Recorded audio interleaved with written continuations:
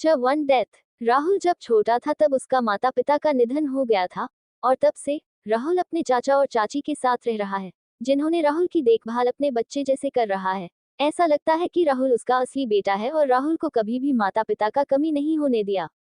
जब राहुल पहली बार परीक्षा में प्रथम स्थान प्राप्त किया था तो उसका चाचा चाची बहुत खुश हुए थे। इसलिए राहुल कड़ी मेहनत की और उसके बाद हर बार प्रथम स्थान प्राप्त किया।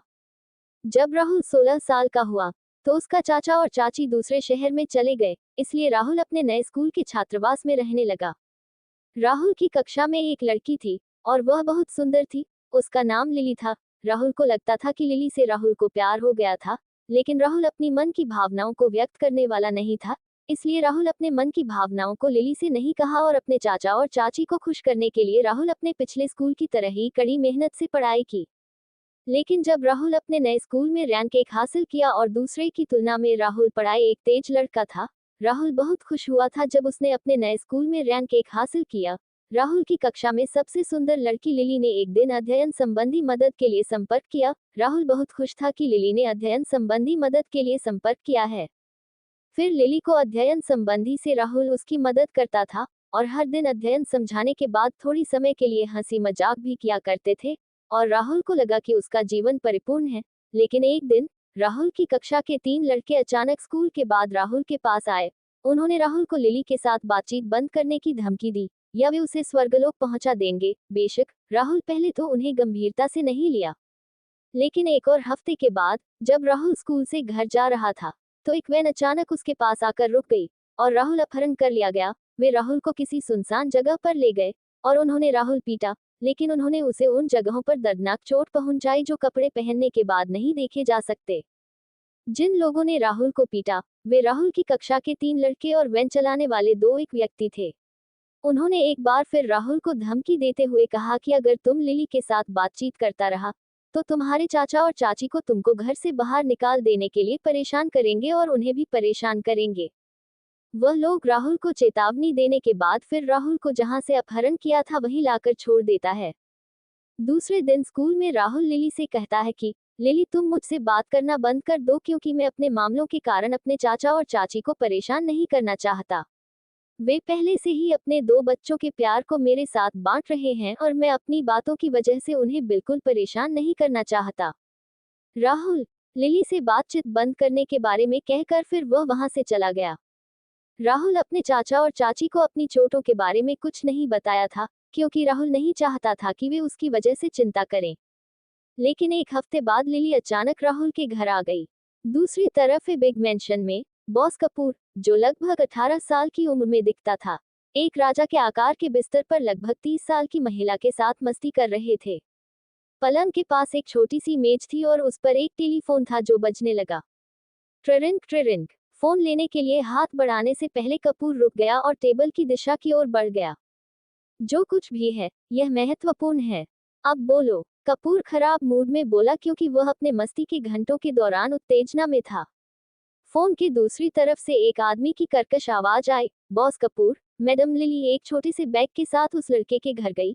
हम नहीं जानते कि उसका उससे मिलने का उद्देश्य क्या है। हमें क्या करना चाहिए? उस कमीने, मैं उसके बारे में सुनकर थक गया हूँ। कल उस कमीने का अपहरण कर लो और उसे मार डालो। मैं पुलिस और मीडिया को संभाल लूंगा। रुको, उसे सीधे मत मारना। उसे मारने से पहले उसे कष्ट देना। उद्धरण चिन्ह। ठीक है साहब, टेलीफोन की दूसरी तरफ से कहा। राहुल के घर के पास कहीं एक पागल आदमी सिर हिलाते हुए बुदबुदाया, बॉस सीधे इस बार मारने के लिए कह दिया है। नमस्कार, मेरा नाम रोजी है। मैं एक बार फिर से प्रस्तुत हुआ हूँ आपके बीच एक महत्वपूर्ण समाचारों के साथ। आज सुबह एक 16 वर्षीय लड़के का शव नेशनल हाई स्कूल के पीछे छोड़े गए गोदाम में मिला था। उसके शरीर पर बहुत सारे जख्मों के निशान था। ऐसा लगता है कि उनकी मृत्यु से पहले उन्हें बहुत बुरी तरह से पीटा गया होगा। वर्तमान में पुलिस अपराधियों को खोजने की पूरी कोशिश कर रही है। 5 घंटे पहले नेशनल हाई स्कूल के पीछे सुनसान गोदाम में एक बुरी तरह से घायल लड़का पूरे शरीर पर खून से लथपथ फर्श पर पड़ा था। उसके नाखून खोदे गए थे, बाल खींचे गए थे और उसके चेहरे और शरीर पर कई कट के निशान थे। घटना से पहले राहुल के सामने समान उम्र के 3 अन्य लड़के थे, जबकि इस घटना के लिए जिम्मेदार लोग राहुल के पीछे खड़े थे। वे 2 यंग लड़के थे।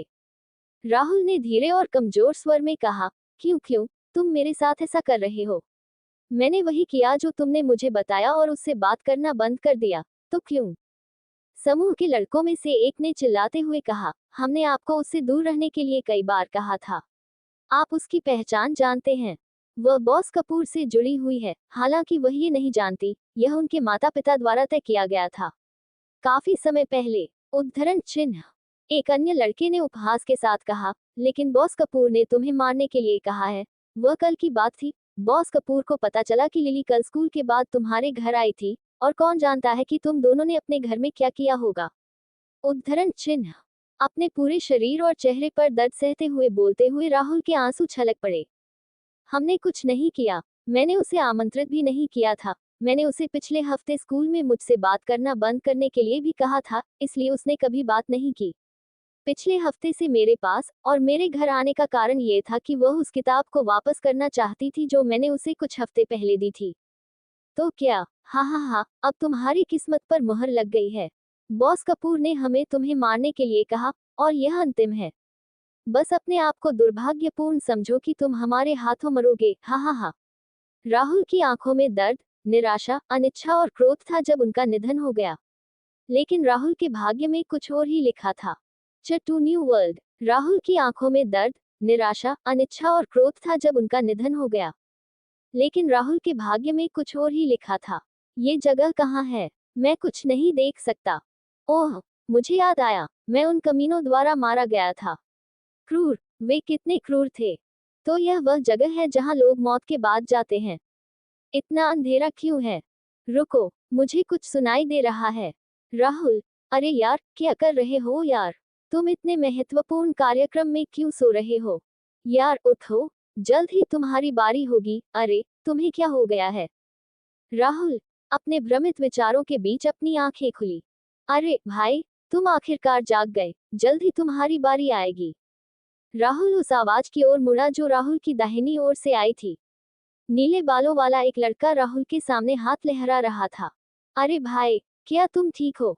तुम बीमार लग रहे हो। देखो, उस आदमी के ठीक बाद तुम्हारी बारी आएगी, इसलिए ध्यान दो और घबराओ मत। नीले बालों वाला लड़का ने राहुल से कहा। राहुल ने आंखें मली और चारों ओर देखा।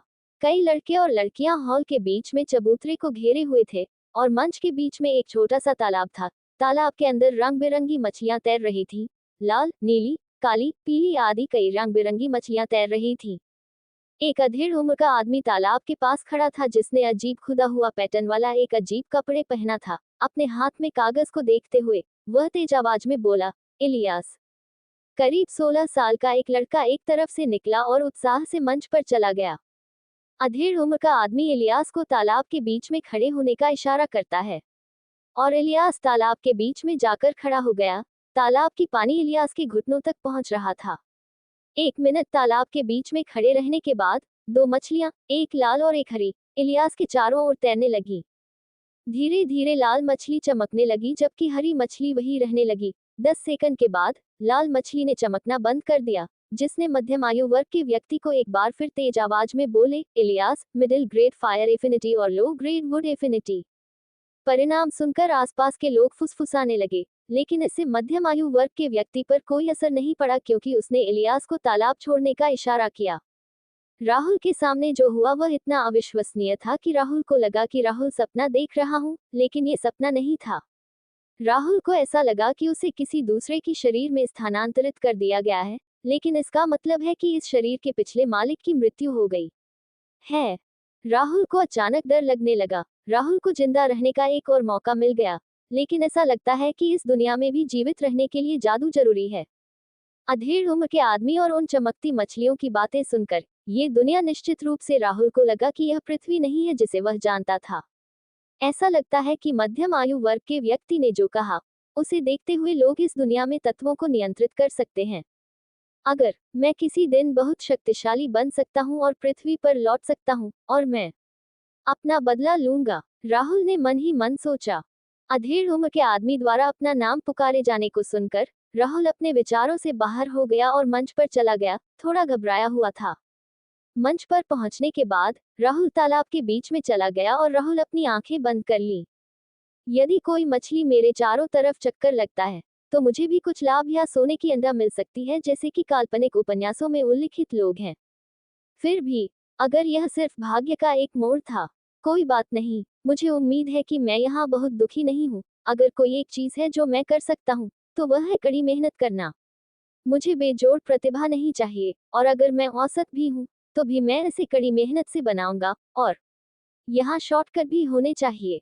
अगर मुझे अकल्पनीय दर्द भी सहना पड़े, तो मैं शक्तिशाली बनने और बदला लेने के लिए इसे सह लूंगा, राहुल ने मन ही मन सोचा। जैसे ही उन क्रूर शब्दों ने राहुल के विचारों में आया, राहुल ने अपनी आंखें खोली और नीचे देखा। शून्य। राहुल के आसपास एक भी मछली नहीं तैर रही थी, और इसके बजाय मछलियां राहुल से खुद को दूर कर रही थीं।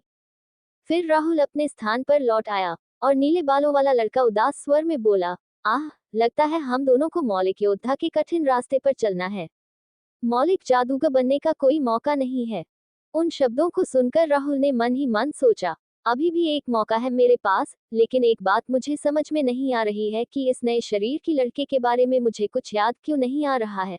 आमतौर पर मुझे इस शरीर के मस्तिष्क से यादें विरासत में मिलनी चाहिए थी, लेकिन मुझे अपने पिछले जीवन की यादों के अलावा कुछ भी नया याद नहीं है। वैसे भी मुझे इस शरीर के योद्धा के बारे में पहले इस नीले बालों वाले लड़के से पूछना चाहिए, लेकिन मैं उसका नाम नहीं जानता। मैं अभी भाई के साथ बुलाऊंगा, क्योंकि उसने भी मुझे उसी तरह बुलाया था। फिर राहुल ने उस नीले बालों वाले लड़के से कहा, अरे भाई, क्या आप मुझे योद्धाओं के बारे में और बता सकते हैं? नीले बालों वाले लड़के ने राहुल को अजीब तरह से देखा और कहा, क्या आपको बुखार है या कुछ और? हमने अपनी कक्षा में पहले ही यह सीखा है। राहुल ने नाटक करते हुए एक अजीब तरह की मुस्कान के साथ कहा, यार, मैं थोड़े भूल गया था। नीले बालों वाले लड़के ने बोलने से पहले अपनी आंखें घुमाई और कहा, तात्विक योद्धा वे हैं जो ऊर्जा का उपयोग करके अपने शरीर को परिष्कृत करते हैं और मजबूत बनते हैं। वे मौलिक मंत्र का उपयोग नहीं कर सकते हैं जिन्हें मौलिक ऊर्जा की आवश्यकता होती है, क्योंकि उनका उनके साथ कोई संबंध नहीं है और इसलिए वे उन्हें नियंत्रित नहीं कर सकते हैं। लेकिन वे जादूगर की शक्ति के खिलाफ संघर्ष करने के लिए परिष्कृत शरीर का उपयोग कर सकते हैं। लेकिन एक शक्तिशाली मौलिक योद्धा बनने का मार्ग एक कठोर है। उन्हें अपने शरीर को मजबूत करने के लिए मौलिक रणनीति विकसित करनी होगी, जो कि वास्तव में दर्दनाक और कठिन है। छत्री मिसेस अनुराधा। नीले बालों वाले लड़के ने बोलने से पहले अपनी आंखें घुमाई और कहा, तात्विक योद्धा वे हैं जो ऊर्जा का उपयोग करके अपने शरीर को परिष्कृत करते हैं और मजबूत बनते हैं। वे मौलिक मंत्र का उपयोग नहीं कर सकते हैं जिन्हें मौलिक ऊर्जा की आवश्यकता होती है, क्योंकि उनका उनके साथ कोई संबंध नहीं है और इसलिए वे उन्हें नियंत्रित नहीं कर सकते हैं। लेकिन वे जादूगर की शक्ति के खिलाफ संघर्ष करने के लिए परिष्कृत शरीर का उपयोग कर सकते हैं। लेकिन एक शक्तिशाली मौलिक योद्धा बनने का मार्ग एक कठोर है। उन्हें अपने शरीर को मजबूत करने के लिए मौलिक रणनीति विकसित करनी होगी, जो कि वास्तव में दर्दनाक और कठिन है। राहुल ये सुनकर कहा, क्या मैं अपने शरीर को तात्विक ऊर्जा का उपयोग करके कहाँ परिष्कृत कर सकता हूँ? यार, अपने सोच की घोड़ों को पकड़ो।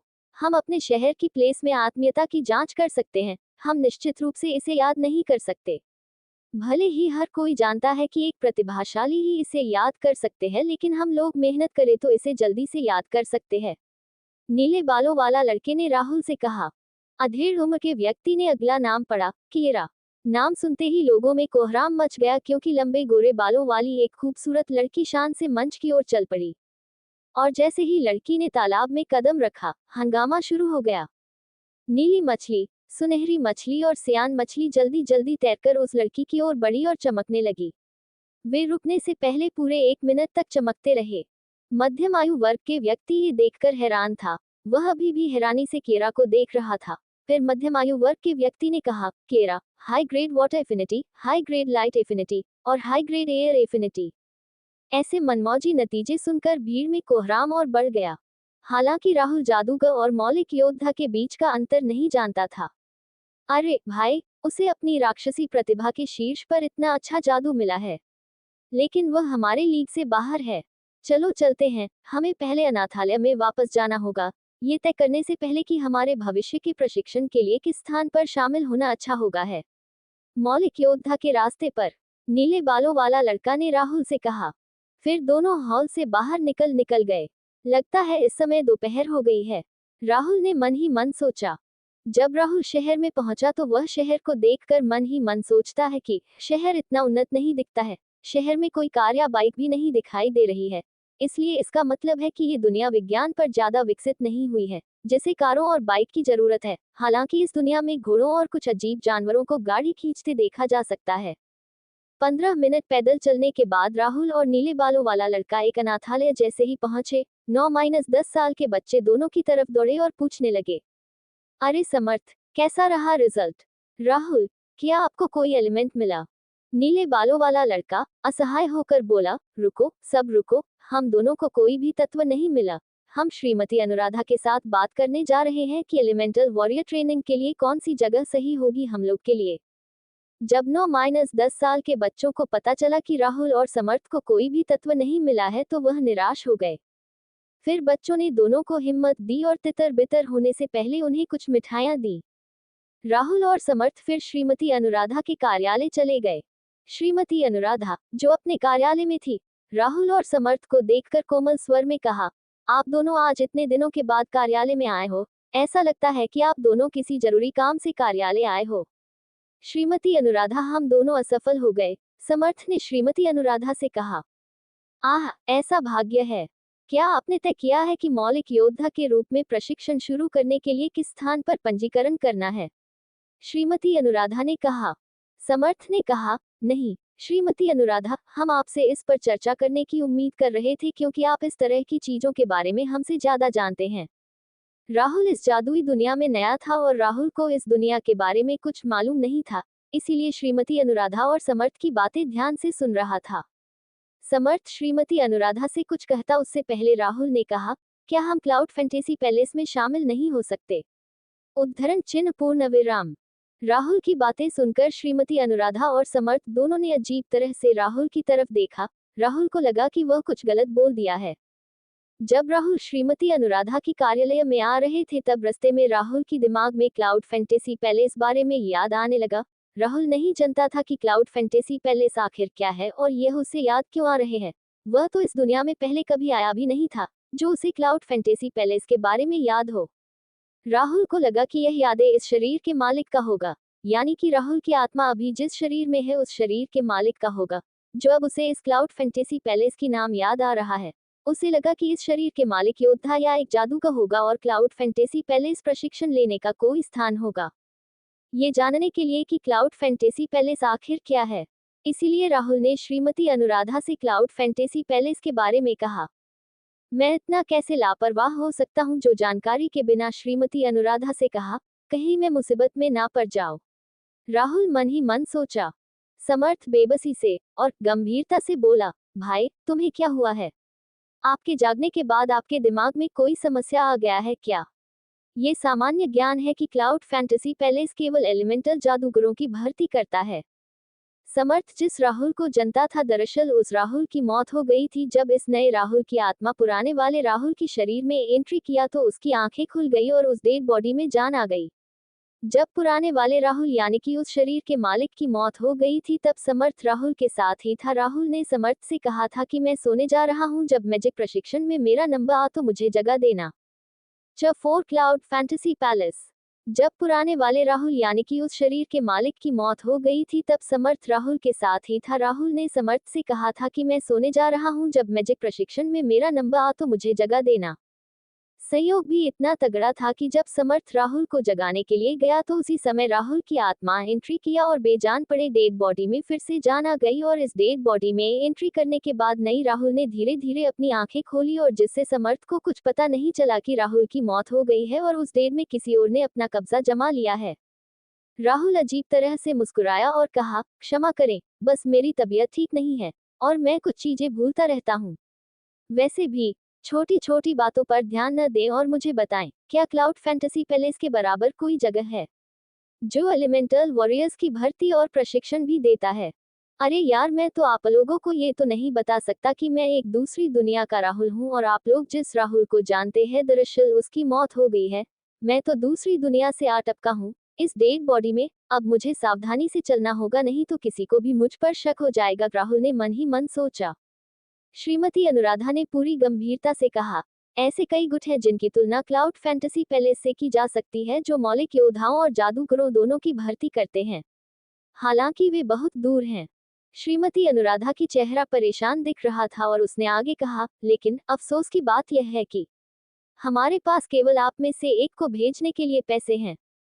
श्रीमती अनुराधा की बात सुनकर राहुल को खुशी हुई, लेकिन बाद में श्रीमती अनुराधा ने जो कहा, उससे राहुल की खुशी फिर से मायूसी में बदल गया। राहुल को लगा कि समर्थ को यह मौका देना चाहिए, लेकिन यह मैं नहीं हूँ। यह इस शरीर के पिछले मालिक के सच्ची रिश्ता दोनों के बीच मालूम होते हैं, या तो वे असली खून के भाई हैं या सबसे अच्छे दोस्त हैं। इससे पहले कि राहुल समर्थ और श्रीमती अनुराधा से यह मौका देने का अनुरोध कर पाता, समर्थ ने दृढ़ संकल्प के साथ कहा, श्रीमती अनुराधा, कृपया राहुल को यह मौका दें। वह किसी भी चीज में मुझसे ज्यादा मेहनत करता है और उसका लक्ष्य मुझसे भी ऊंचा है, तो उसे यह मौका दिया जाना चाहिए। मैं बस एक गुट में शामिल हो जाऊंगा जो हमारे शहर के पास है। अगर मैं पास में कहीं शामिल हो जाऊं, तो मैं अनाथालय में भी अधिक बार जा सकता हूं। ये समर्थ इतना अच्छा आदमी है। राहुल मन ही मन सोचा और कहा, धन्यवाद भाई।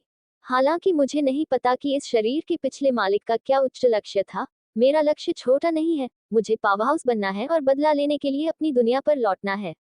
लेकिन मैं अभी नहीं जा सकता, यह मेरा एक दुश्मन है। ये देखते हुए कि इस शरीर के पिछले मालिक की मृत्यु कैसे हुई, एफिनिटी टेस्टिंग हॉल टाउन में पहुंचने से पहले 100% संभावना थी कि उसे जहर दिया गया था। राहुल मन ही मन सोचा।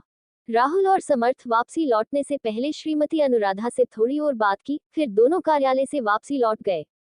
कमरे में प्रवेश करने के बाद राहुल समर्थ से पूछा, अरे भाई, क्या हम द एफिनिटी टेस्टिंग हॉल में पहुंचने से पहले कहीं गए थे? मुझे कुछ चीजें याद नहीं आ रही हैं। समर्थ ने आह भरी और कहा, लगता है तुम्हारी यादों में कोई दिक्कत है। क्या आप हमारे शहर में डायन डॉक्टर को दिखाना चाहते हैं? लेकिन इसमें कुछ पैसे खर्च होंगे। नहीं, नहीं भाई, मुझे किसी डायन डॉक्टर के पास जाने की जरूरत नहीं है। कौन जानता है, मैं वैसे भी कुछ नींद के बाद ठीक हो सकता हूँ। क्या आप पहले मुझे बता सकते हैं कि हमने एफिनिटी टेस्टिंग हॉल में पहुंचने से पहले क्या किया था? राहुल ने समर्थ से पूछा। अपना अनाथालय छोड़ने के बाद हम नाश्ते के लिए अनाथालय के पास रयान इन में गए, क्योंकि हम आज वहां खाने के लिए अपने पैसे बचा रहे थे। आप ही थे जिन्होंने इस योजना को अच्छी चीजें खाने का प्रस्ताव दिया था, क्योंकि इससे परीक्षण में मदद मिल सकती है।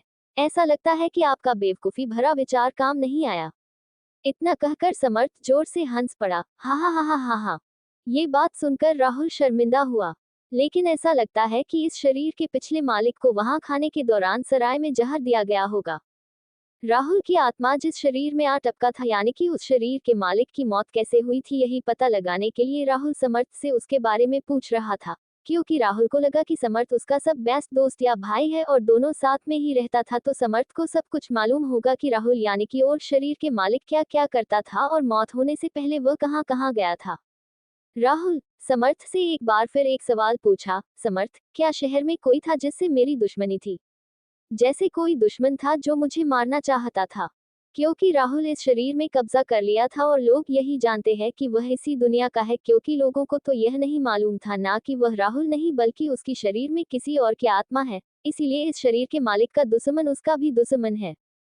समर्थ ने पहले एक सेकंड के लिए हंसना बंद कर दिया, फिर वह और भी जोर से हंसा और बोला, भाई, आसपास के सभी लोग आपके व्यक्तित्व को जानते हैं। आपको परेशानी पसंद नहीं है, कम से कम रहता है और चुपचाप कड़ी मेहनत करता है। मैंने आपको कभी लड़ते नहीं देखा पहले किसी के साथ, इसलिए मुझे संदेह है कि कोई भी मारना चाहता है आपको। आप ये सब क्यों पूछ रहे हैं? राहुल समर्थ पर मुस्कुराया और जवाब दिया, कुछ नहीं, ये सिर्फ मेरा एक बुरा सपना था और मुझे भी ज्यादा याद नहीं है, इसलिए। लेकिन चिंता करने की कोई जरूरत नहीं है, मैं ठीक हो जाऊंगा। वैसे भी तुम लेने जा रहे हो दोपहर की झपकी, ठीक है? मैं थोड़ी देर के लिए बाहर जा रहा हूँ, मैं आधे घंटे में वापस आ जाऊंगा। च 5 इन कीपर। राहुल समर्थ पर मुस्कुराया और जवाब दिया, कुछ नहीं, ये सिर्फ मेरा एक बुरा सपना था और मुझे भी ज्यादा याद नहीं है, इसलिए। लेकिन चिंता करने की कोई जरूरत नहीं है, मैं ठीक हो जाऊंगा। वैसे भी तुम लेने जा रहे हो दोपहर की झपकी, ठीक है? मैं थोड़ी देर के लिए बाहर जा रहा हूँ, मैं आधे घंटे में वापस आ जाऊंगा। राहुल चीजों को देखने के लिए गुप्त तरीके से सराय में जाना चाहता था, क्योंकि राहुल पता करना चाहता था कि इस शरीर के मालिक यानी राहुल की मौत कैसे हुई है। जब राहुल समर्थ से सुना कि इस शरीर के मालिक यानी कि राहुल का कोई दुश्मन नहीं था और वह किसी से भी नहीं लड़ता था, फिर उसकी मृत्यु कैसे हुई, मुझे यह मत बताना कि वह किसी बेवकूफ़ी भरी बकवास के कारण मरा गया था। एक लड़की मुझसे मिलने आती है और मैं अगले दिन मर जाता हूँ। मेरे साथ जो हुआ उसे याद करके ही मैं ईश्वर की शपथ लेना चाहता हूँ। लेकिन फिर उसकी मृत्यु कैसे हुई? यदि उनकी मृत्यु भी मेरी ही तरह मूर्खतापूर्ण और क्रोधित करने वाली होती, तो यह वास्तव में दुर्भाग्यपूर्ण और घिनौना संयोग होगा। राहुल मन ही मन सोचा। राहुल फिर सराय में जाने के लिए समर्थ को विदा बोलकर निकल गया। सराय पहुंचे के बाद राहुल को पता चला कि इस सराय का नाम रेयान सराय है। फिर राहुल देखता है कि सराय इतना बड़ा नहीं है, लेकिन बहुत सारे ग्राहक अंदर और बाहर जा रहे हैं। राहुल सराय के अंदर गया और मेनू को देखने लगा कि ऑर्डर करने के लिए सबसे सस्ती चीजें हैं या नहीं। लेकिन 2 मिनट के बाद, इससे पहले कि राहुल कुछ सस्ता ऑर्डर कर पाता, वेटर राहुल के पास आया और राहुल से कहा, क्या आप कृपया मेरे साथ बॉस से मिलने आ सकते हैं? हम बस कुछ चीजें साफ करना चाहते हैं। और हमारे बॉस ने वादा किया कि आप उससे मिलकर संतुष्ट हो जाएंगे। अंत में उद्धरण चिन्ह। क्या आप मेरे साथ मजाक कर रहे हैं? जब मैंने इस समय अपना चेहरा तक नहीं दिखाया तो मुझे पहचाना भी कैसे गया? लानत है। आह, ऐसा लगता है कि मेरे पास इसके साथ जाने के अलावा कोई विकल्प नहीं है। लेकिन वेटर के बोलने का तरीका अजीब लग रहा है। आमतौर पर उन्हें मुझे धमकी देनी चाहिए थी, लेकिन उन्होंने सौम्य और लगभग विनतीपूर्ण तरीके से बात की। मुझे अधिक से अधिक लगता है कि पिछले राहुल की मृत्यु के तरीके में कुछ गड़बड़ है। राहुल मन ही मन सोचा। फिर राहुल आहें भरते हुए खड़ा हो गया और वेटर के पीछा पीछा चलने लगा। इस वेटर को देखकर राहुल को लगा कि उसके पास एक मौका होना चाहिए और स्थिति कुछ अलग हो। अगर यह राहुल लिए एक मौका है तो राहुल सब कुछ समझने का प्रयास करेगा कि आखिर उस वेटर का बॉस उसे क्यों बुलाया है। कुछ ही देर में चलकर राहुल बॉस के ऑफिस पहुंचे। वेटर ने दरवाजा खोला और राहुल को अंदर जाने के लिए हाथ से इशारा किया। राहुल कार्यालय में कदम रखा, जो बहुत बड़ा नहीं था। एक मेज, उस मेज के पीछे एक कुर्सी जिस पर सराय का मालिक बैठा था, और मेहमानों के लिए मेज की दूसरी तरफ 2 कुर्सियां थी। सराय का मालिक खड़ा हुआ और राहुल को देखकर प्रणाम किया, फिर बोले, राहुल, सबसे पहले मैं कहना चाहूंगा कि मुझे बहुत अफसोस है। हम पूरी तरह से आपको जहर देने का इरादा नहीं रखते थे, लेकिन भोजन बदल दिए गए थे और जहरीला भोजन आप तक पहुंचा दिया गया था। हमारे सराय में आप जैसे ही खाना ऑर्डर किया था। चूंकि आप उस घातक जहर को दूर कर सकते हैं, इसका मतलब है कि आपकी पीठ के पीछे कोई है। हम ऐसे व्यक्ति को नाराज नहीं करना चाहते हैं। हमने अभी हाल ही में ये काम शुरू किया है और यह एक दुर्घटना है, लेकिन आप इस मामले को दबाने की कीमत बता सकते हैं क्योंकि आप ठीक हैं। मैं आपकी शर्तों को पूरा करने की पूरी कोशिश करूंगा। रुकना, किया, भाड़ में जाओ। आप मुझे मारने की कोशिश की है और बोल रहे हैं कि यह एक दुर्घटना है। आप ये कैसे बोल सकते हैं कि यह एक दुर्घटना है? समीर ने सराय के मालिक से कहा। फिर समीर तुरंत एक अच्छी योजना के बारे में सोचा, और अपने विचारों को इकट्ठा करने के बाद समीर आत्मविश्वासी आवाज में बात की और उपहास किया। जब मेरे गुरु ने जहर को दूर किया, तो उन्होंने कहा कि यह एक उच्च स्तर का जहर है। लेकिन जब से तुमने मुझे जहर देने की हिम्मत की, मेरे गुरु ने मुझसे कहा कि वे अगले दिन सूरज को देखने के लिए जीवित नहीं रहेंगे। बॉस के शरीर से पसीना गिरने लगा। जैसे ही वह बोला, कांपते हुए, कृपया, ये हमारी ओर से एक गलती थी। क्या आप कृपया अपने गुरु से हमें क्षमा करने के लिए कह सकते हैं? मैं अपने जीवन को छोड़कर कोई भी कीमत चुकाने को तैयार हूँ। मुझे संदेह है कि आपके पास कुछ भी है जो मेरे गुरु की मदद कर सकता है। चलो देखते हैं। राहुल बोलने से पहले कुछ सेकंड के लिए एक विचारशील अभिव्यक्ति को अपनाया। आप मुझे अपनी सबसे कीमती सामान क्यों नहीं दिखाते? मैं देखूंगा कि क्या वे मेरे गुरु में रुचि जगा सकता है। ये सुनकर बॉस बाईं दीवार की ओर भागने से पहले उठ खड़ा हुआ। दीवार के एक हिस्से के खिसकाने से पहले उसने इधर उधर कुछ देखा और एक तिजोरी निकला। बाद में उसने अपनी उंगली पर एक अंगूठी निकाली और उस छेद पर रख दी जो तिजोरी पर था। तिजोरी खोली गई, जिसमें 2 स्क्रॉल और एक थैली दिखाई दे रही थी। उसने उन दोनों को मेज पर रख दिया और बोला, कृपया बैठिए और इन चीजों की जांच कीजिए। ये मेरी सबसे कीमती सामान है। एक middle grade elemental art aqua serpent है और दूसरा high grade elemental tactics magma fist है। थैली में 2 मिड ग्रेड और 10 लो ग्रेड वाटर क्रिस्टल होते हैं। Chapter 6 Rahul's memories inherited.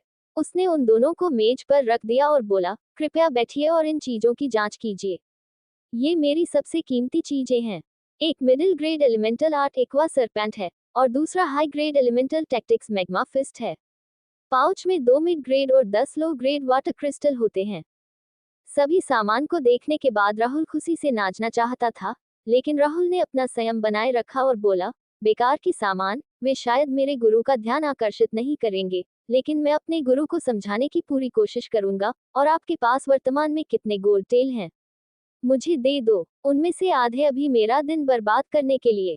हाँ, हाँ, कृपया एक क्षण प्रतीक्षा करें। बॉस ने जल्दी से मेज की दराज खोली, 2 थैली निकाले और कहा, यह मेरी सामान का आधा है। मुझे आशा है कि आप अपने गुरु को हमें बख्शने के लिए मना लेंगे। मैं आपसे विनती करता हूँ। उद्धरण चिन्ह। ठीक है, ठीक है, अब भीख मांगना बंद करो। मेरे गुरु मुझ पर बहुत अधिक ध्यान देते हैं, इसलिए वे तुम्हें बख्श देंगे। ये कहकर राहुल सब कुछ मेज पर से ले लिया और उन्हें अपने पोशाक के नीचे छिपा दिया। अब मेरे लिए कुछ अच्छे भोजन लाओ, मैं अभी भूख से मर रहा हूँ। ये कहकर राहुल ऑफिस से निकल गया। भोजन करने के बाद राहुल सराय से निकल गया। अनाथालय के रास्ते पर चलते हुए राहुल उनके नीचे मुस्कुरा रहा था। लेकिन मुझे विश्वास नहीं हो रहा है कि इस शरीर के पिछले मालिक यानी कि राहुल की मृत्यु एक गलती के कारण हुई थी। वास्तव में दुखद था। मुझे आशा है कि आपको शांति और एक अच्छा अगला जीवन मिलेगा। राहुल रास्ते में खुद से ही बातें करते हुए चल रहा था। जल्द ही राहुल अनाथालय पहुंच गया और सीधे श्रीमती अनुराधा के कार्यालय में गया। राहुल कुर्सी पर बैठ गया और थैली में से कुछ पैसे निकाल लिया। श्रीमती अनुराधा, कृपया इस पैसे का उपयोग अनाथालय के लिए करें और आप समर्थ से पूछ सकते हैं कि क्या वह थंडर फायर वैली में प्रशिक्षण के लिए मेरे साथ जाना चाहता है। मैं उसे भेजूंगा। 1 मिनट रुको, तुमने क्या कहा? श्रीमती अनुराधा राहुल को हैरानी शौक से देखने लगी, लेकिन श्रीमती अनुराधा के कुछ भी कहने से पहले राहुल अपनी बात कहकर कार्यालय से निकल गया। अपने कमरे में पहुंचने के बाद राहुल समर्थ को जगाया। अरे समर्थ, उठो, मिसेज अनुराधा तुम्हें बुला रही है। समर्थ ने कहा, क्या चल रहा है यार? मैं इतनी अच्छी झपकी ले रहा था। राहुल ने मुस्कुराते हुए कहा, बस श्रीमती अनुराधा के कार्यालय में जाओ, वहां तुम्हारे लिए एक अच्छा सरप्राइज है। ये कहते हुए राहुल ने समर्थ को उसके बिस्तर से हटा दिया और कहा, जल्दी करो और जाओ। समर्थ उलझन में कमरे से बाहर निकल गया। राहुल फिर अपने बिस्तर पर लेट गया, अपना कपड़े से दोनों थैली निकाल दिया और उसे अपने तकिए के पास रख दिया। फिर राहुल सो गया। कृपया रुकें, जैसा आपने मुझसे कहा था मैंने वैसा ही किया, तो क्यों? राहुल की आंखें खुल गईं। धिक्कार है, उन कमीनों का एक बुरा सपना था जो मुझे परेशान कर रहे थे। राहुल की पिछले जीवन में उसके साथ क्या हुआ था, ये सोचकर राहुल अपने दांत पीस ली। मैं खुद की कसम खाता हूँ, जब मैं वापसी अपनी दुनिया में लौटूंगा तो उन कमीनों को एक एक करके बदला लूंगा और जिसने उन्हें आदेश दिया था मुझे मारने के लिए मैं उसे खूब कष्ट दूंगा। जैसे ही राहुल उठने की कोशिश की, एक भयानक सिरदर्द ने राहुल का स्वागत किया। और सिरदर्द के साथ यादें, जो यादें राहुल की नहीं थीं। सिरदर्द कम होने से पहले 5 मिनट तक चला। अंत में राहुल को इस शरीर के पिछले मालिक यानी कि राहुल की यादें विरासत में मिली, लेकिन इसमें ज्यादा समय लग गया था। और राहुल की सिरदर्द कम होने के बाद उसे पहले से बहुत आरामदायक महसूस हुआ। राहुल को ऐसा लगा कि यह शरीर अब वास्तव में उसका है। राहुल अपने कमरे से बाहर निकल गया और अनाथालय के मैदान में एक छोटा सा पेड़ के पास चला गया। लगता है मैं बहुत देर तक सोया रहा था। मुझे लगता है कि अब सुबह जल्दी हो गई है, और अगर मुझे ठीक से याद है तो मैं शाम को लगभग 5 बजे सो गया था। लेकिन मुझे अब पहले से बहुत आराम और अच्छा लग रहा है। ये वास्तव में अच्छा है, राहुल ने सोचा। यादों से राहुल को पता चला कि इस शरीर के पिछले मालिक ने पिछले 3 वर्षों से प्रतिदिन व्यायाम किया करता था। 13 से 16 वर्ष की आयु तक वह एक दिन छोड़े बिना व्यायाम करता था। लेकिन मैं उससे ज्यादा व्यायाम करूंगा, सुबह 3 घंटे और रात में 3 घंटे, और मैं धीरे धीरे कठिनाई बढ़ाऊंगा, राहुल ने अपने आप से ही कहा। क्योंकि योद्धाओं को मौलिक रणनीति का अभ्यास करने के लिए एक शक्तिशाली शरीर की आवश्यकता होती है। यदि उनका शरीर उनके शरीर के माध्यम से आने वाली कच्ची मौलिक ऊर्जा को सहन नहीं कर सकता है, तो वे या तो अपंग हो जाएंगे या पूरी तरह से उसकी मौत हो जाएगी। फिर राहुल ने तब तक पुशअप्स किया जब तक कि राहुल थक नहीं गया। फिर राहुल पेड़ की एक शाखा पर लटक कर पुशअप्स करने लगा। राहुल पुशअप्स करते करते थक गया और पेड़ की शाखा से नीचे गिर गया। दर्द सहते हुए राहुल कुछ पानी पीने से पहले कुछ मिनट आराम किया। फिर प्रशिक्षण का सबसे दर्दनाक हिस्सा के बारे में राहुल सोचा और राहुल अनाथालय के एक छोटे से स्टोर रूम में चला गया और स्टोर रूम में से एक रॉड लिया और अपने पूरे शरीर पर मारना शुरू कर दिया। राहुल पहले अपने हाथों और पैरों पर रॉड मारा, फिर राहुल अपनी टी शर्ट को छाती और पेट पर मारने के लिए उतार दिया, लेकिन राहुल हैरान रह गया। धिक्कार है, मेरे बाइसेप्स भी अच्छे नहीं लगते हैं। मैंने अभी तक अपने नए शरीर को वास्तव में कभी ध्यान नहीं दिया। मैं पतला दिखता हूँ, लेकिन मुझे नहीं पता था कि मेरी मांसपेशियां छिपी हुई हैं। चैप्टर 7 थंडर फायर वैली की ट्रैवल। धिक्कार है, मेरे बाइसेप्स भी अच्छे नहीं लगते हैं। मैंने अभी तक अपने नए शरीर को वास्तव में कभी ध्यान नहीं दिया। मैं पतला दिखता हूँ, लेकिन मुझे नहीं पता था कि मेरी मांसपेशियां छिपी हुई हैं। फिर राहुल अपने शरीर के हर हिस्से पर वार करना जारी रखता है। मैंने आज अधिक ही व्यायाम कर लिए हैं, आज के लिए इतना ही काफी है। राहुल मुस्कुराते हुए मन ही मन सोचा। फिर राहुल स्टोर रूम में ही लेट गया। थोड़ी देर बाद राहुल उठा और उसे पूरे शरीर में दर्द महसूस हुआ। फिर दर्द सहते हुए राहुल स्नानागार में नहाने चला गया। नहाने के बाद राहुल ने घड़ी को देखा और घड़ी में पहले से ही 8:15 हो चुके थे। लगता है मैंने 3 की बजाय 4 घंटे व्यायाम किया, राहुल ने सोचा। राहुल ने अपने कमरे से अपनी चीजें ले ली और रयान की सराय में कुछ अच्छा नाश्ता करने के बारे में सोचा। राहुल अपने कमरे में पहुंचकर 2 स्क्रॉल और दोनों थैली को झाड़ियों के पास एक छिपे हुए स्थान पर छिपाने से पहले कपड़े और हुड पर रख दिया, जिसे राहुल अनाथालय के मैदान के कोने पर एक पेड़ के पीछे खोदा था। अपने चेहरे पर मुस्कुराहट के साथ राहुल ने सोचा, वैसे भी मुझे रेयान इन में खाने के लिए पैसे खर्च करने की जरूरत नहीं है। उद्धरण। सराय में प्रवेश करने के बाद एक कोने में जाकर बैठ गया और एक वेटर ऑर्डर लेने के लिए आया। सर, आप क्या लेना चाहेंगे? जो वेटर कल राहुल को अपने बॉस के पास ले गया था, वही वेटर राहुल के पास ऑर्डर लेने के लिए आया। बस मुझे अपने सबसे अच्छे और मजेदार भोजन लाओ और अपने मालिक से कहो कि उसे किसी भी चीज की चिंता करने की जरूरत नहीं है। मैंने अपने मालिक को मना लिया है। फिर राहुल खाना खाने के बाद वह अनाथालय लौट आया। अनाथालय लौटने के बाद राहुल श्रीमती अनुराधा से मिलने के लिए कार्यालय में चला गया। राहुल को देखकर श्रीमती अनुराधा के चेहरे पर एक गंभीर भाव था और उसने पूछा, ठीक है, अब राहुल, क्या आप मुझे ये बताना चाहेंगे कि आपको इतनी सारी सोने कैसे मिली? राहुल ने एक गंभीर अभिव्यक्ति को अपने चेहरे पर लाया और बोला, श्रीमती अनुराधा, आप मुझ पर भरोसा कर सकते हैं कि मुझे ये सोने की सिक्के चोरी या किसी भी चीज जैसे गलत तरीकों का उपयोग करके नहीं मिला है। आप कह सकते हैं कि यह मुझे एक धनी परिवार द्वारा मुआवजा दिया गया था। उन्होंने मुझे दुर्घटनावश घायल कर दिया था और मुझे मुआवजे के तौर पर सोने की सिक्के दी। श्रीमती अनुराधा ने आह भरी और कहा, मुझे आशा है कि आप सच कह रहे हैं। वैसे भी समर्थ आपके साथ थंडर फायर वैली में आ रहा है। उनकी परीक्षा 1 सप्ताह में शुरू होगी और इसमें भी लगभग 6-7 दिन लगेंगे।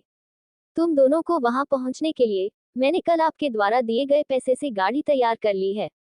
श्रीमती अनुराधा ने थोड़ी देर पहुंच लिया और दीवार पर लगी घड़ी को देखकर फिर कहा, अभी 8:47 बजे हैं और गाड़ी यहाँ सुबह 11 बजे आएगी। आप जितनी जल्दी जाएं, उतना अच्छा है, क्योंकि आप इस परीक्षा को मिस नहीं कर सकते हैं, क्योंकि अगली परीक्षा 6 महीने बाद आयोजित की जाएगी।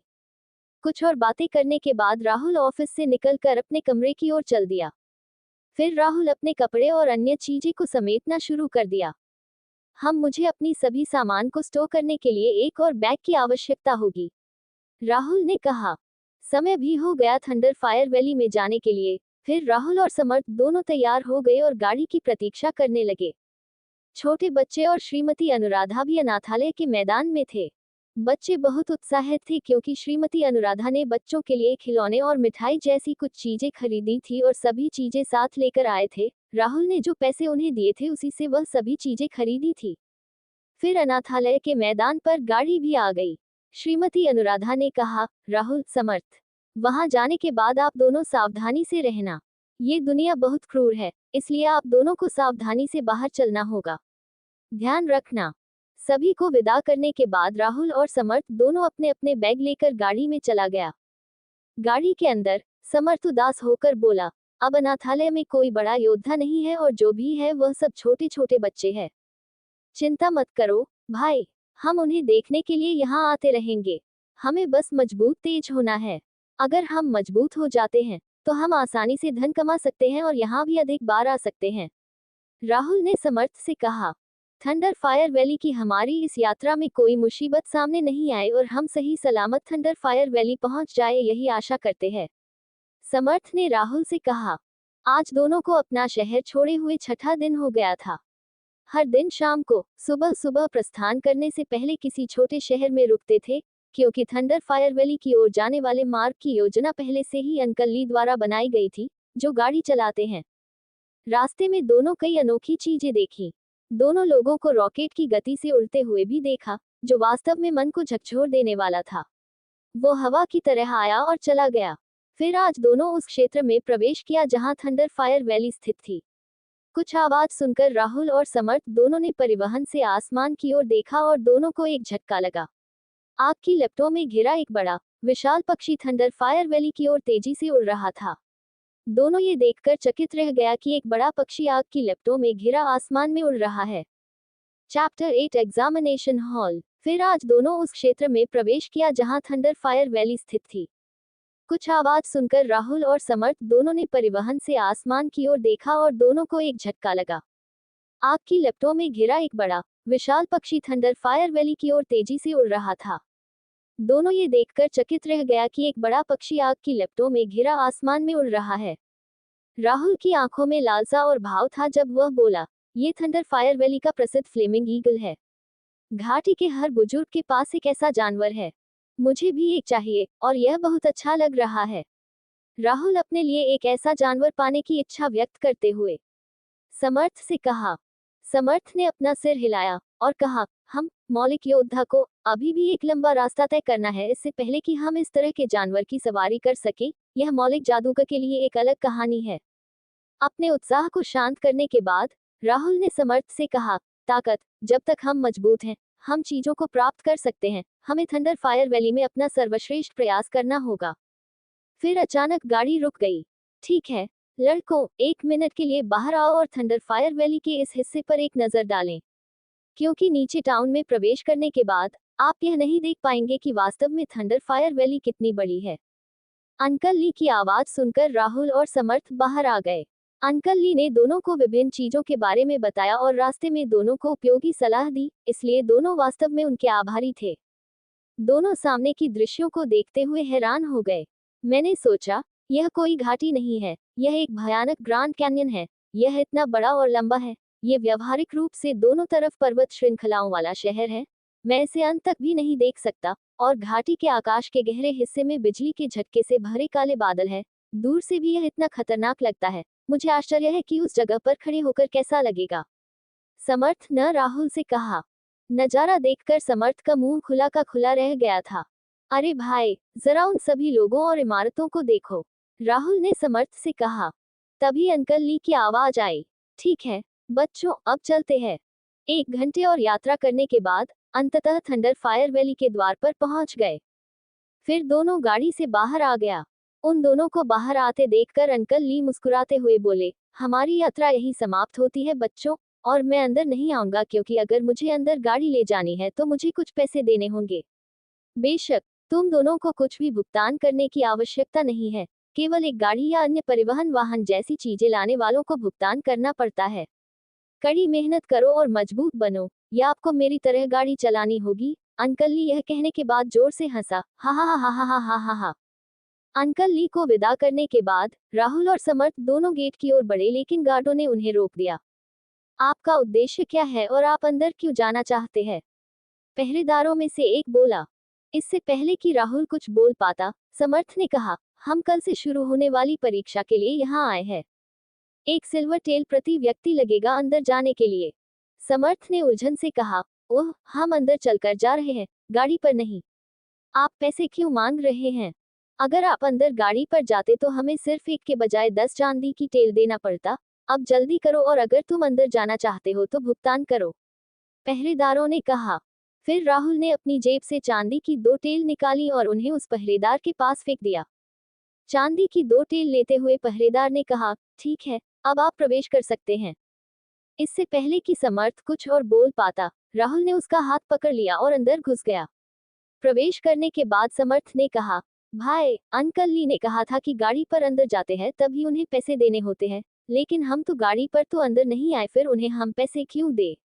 समर्थ के माथे पर हाथ सहलाते हुए राहुल ने कहा, बेवकूफ, उन पहरेदारों को स्पष्ट रूप से पता है कि हम सिर्फ बच्चे, और यही देखकर वह हमसे पैसे मांगे। वह लोग जानते थे हम दोनों उसका कुछ नहीं कर सकते हैं। क्या आपको लगता है कि हम चांदी की टेल का भुगतान किए बिना जबरदस्ती गेट को पास कर सकते थे? फिर राहुल के चेहरे पर एक खूबसूरत मुस्कान आ गई और कहा, लेकिन आप मजबूत होने के बाद आप उस गार्ड को सबक सिखा सकते हैं। याद रखें, तर्क का आधार ताकत है। समर्थ को सिर हिलाते हुए देखकर राहुल ने कहा, अब चलते हैं और ठहरने के लिए एक सराय ढूंढते हैं। अब लगभग शाम हो चुकी है। हमें एक अच्छा आराम करने के लिए जगह ढूंढनी होगी। परीक्षा शुरू होने पर हमें अपनी सर्वोत्तम परिस्थितियों में रहना होगा। कल सुबह जल्दी 1 घंटे तक घूमने के बाद आखिरकार एक अच्छी सराय मिली, जो न ज्यादा महंगी थी और न ही ज्यादा सस्ती और खराब। शाम के लगभग 6 बज रहे थे, इसलिए राहुल और समर्थ सराय में अपना कमरा सेट करने के तुरंत बाद अपना रोज का व्यायाम करना शुरू कर दिया।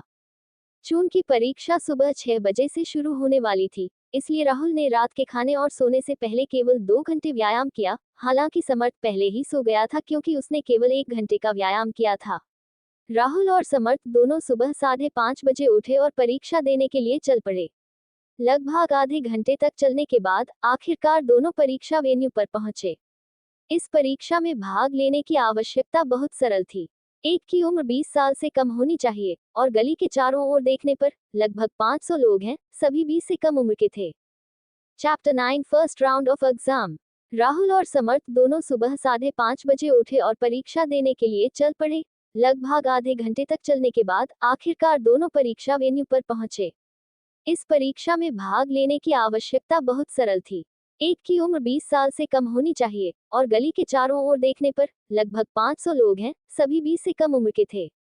दोनों के सामने एक बड़ा सा पहाड़ था जिसमें 1000 सीढ़ियां थीं और पहाड़ की चोटी पर एक बड़ा महल था।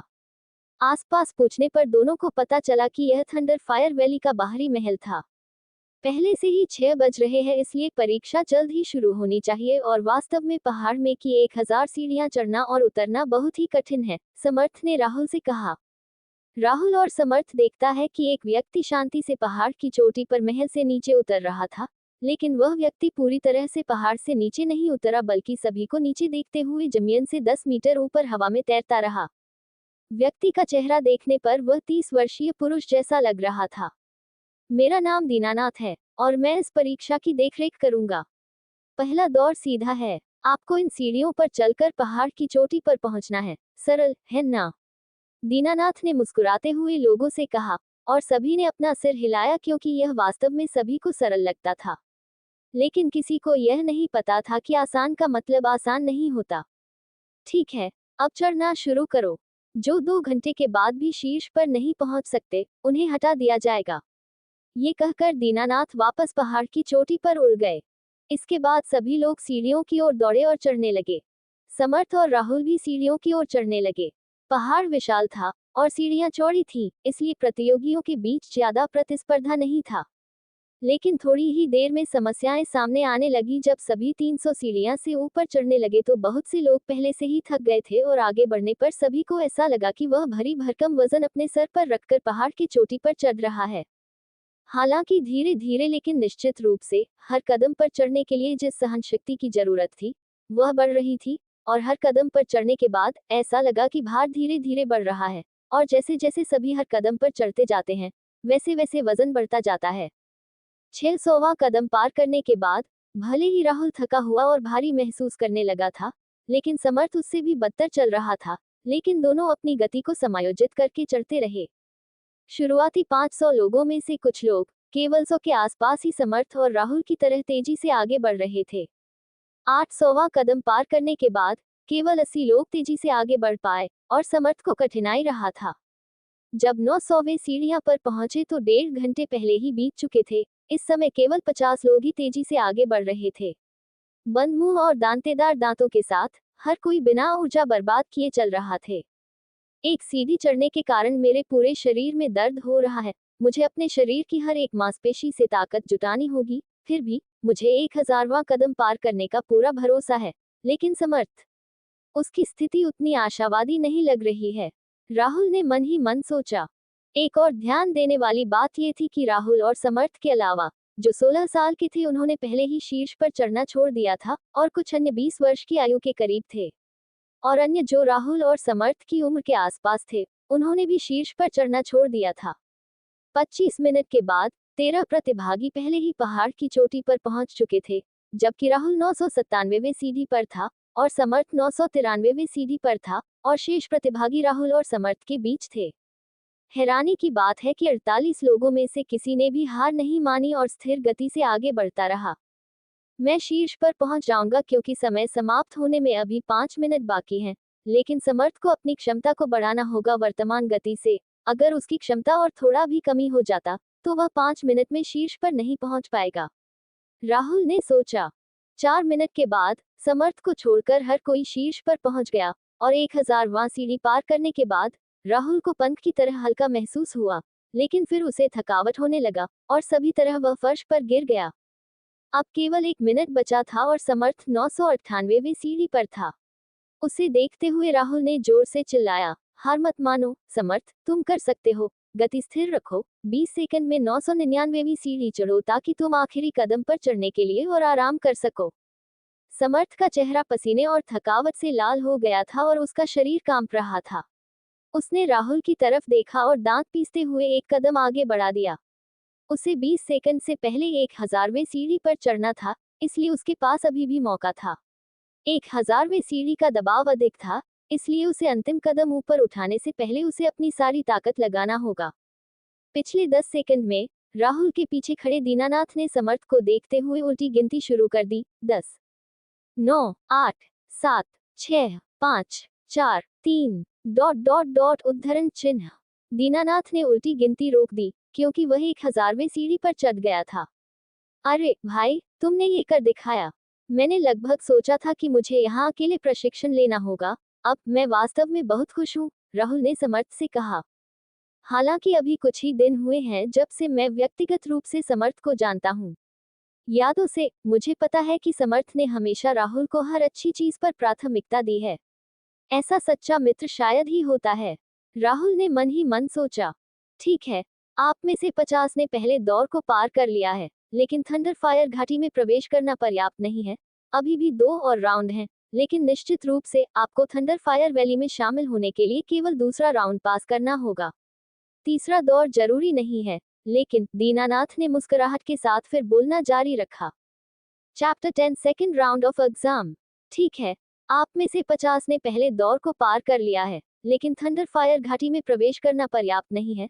अभी भी 2 और राउंड हैं, लेकिन निश्चित रूप से आपको थंडर फायर वैली में शामिल होने के लिए केवल दूसरा राउंड पास करना होगा।